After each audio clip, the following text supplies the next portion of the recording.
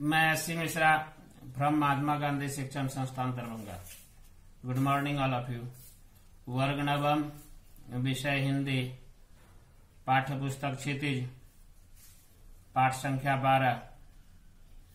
पाठ का नाम कैदी और कोकिला, कवि माखनलाल चतुर्वेदी। भाग 1। कवि परिचय।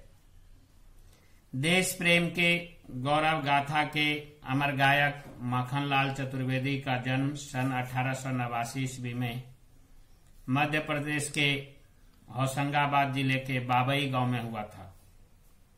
प्राथमिक शिक्षा के उपरांत उन्होंने घर पर ही संस्कृत, बंगला, गुजराती तथा अंग्रेजी का अध्ययन किया। किशोरावस्था में ही उन्होंने अध्यापन कार्य शुरू किया। राष्ट्रीय आंदोलन की अवधि में वे अनेक बार जेल गए। अवधि का अर्थ समय। उनका देहांत 1968 ईस्वी में हुआ। साहित्यिक विशेषताएं। माखनलाल चतुर्वेदी की रचनाएं राष्ट्रीय भावना से युक्त हैं। उनमें स्वतंत्रता की चेतना के साथ साथ बलिदान की भावना मिलती है। बलिदान का अर्थ त्याग। कवि होने के साथ साथ वे सामाजिक कार्यकर्ता भी थे। उन्होंने भक्ति, प्रेम और प्रकृति संबंधी कविताएं भी लिखी। भाषा शैली। चतुर्वेदी जी की कविता में खड़ी बोली का प्रयोग किया गया है, जिसमें तत्सम शब्दों के साथ साथ उर्दू, फारसी शब्दों का प्रयोग भी किया गया है।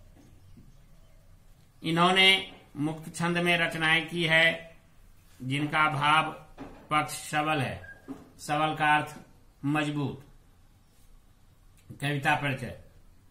प्रस्तुत कविता कैदी और कोकिला में अंग्रेज सरकार द्वारा भारतीयों के शोषण तथा स्वाधीनता सेनानियों के साथ जेल में किए गए अमानवीय व्यवहार तथा यातनाओं का मार्मिक चित्रण है। अमानवीय का अर्थ जो मनुष्य के लिए उपयुक्त नहीं है। यातना का अर्थ पीड़ा। जेल में कवि उदास और एकाकी जीवन जी रहे। एकाकी का अर्थ अकेलापन।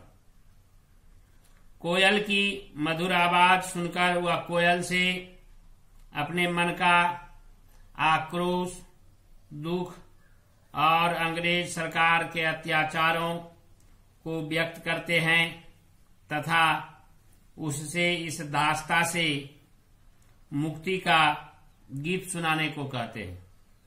दास्ता का अर्थ गुलामी, मुक्ति का अर्थ स्वतंत्रता। कोयल अचानक आधी रात में चीख पड़ी है।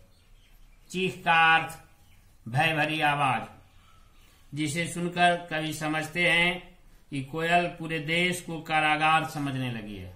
कारागार का अर्थ जेल। धन्यवाद।